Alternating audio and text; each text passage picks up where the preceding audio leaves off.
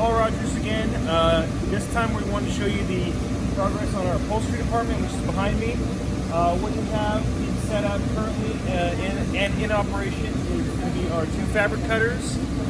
Those are going to be the machines that cut the patterns to the cushions that go on the frames. And the way that the fabric cutter works is the fabric is laid out on this large table, pulled tight to it through suction, and there's a pizza wheel type razor that's actually cutting as it goes. This machine is very important to us to make sure that we're utilizing as much of the fabric as possible and eliminating as much waste as possible.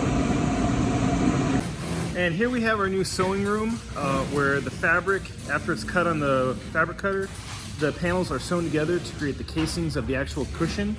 The final step is they will be stuffed and then meet up with the furniture and shipped out the door.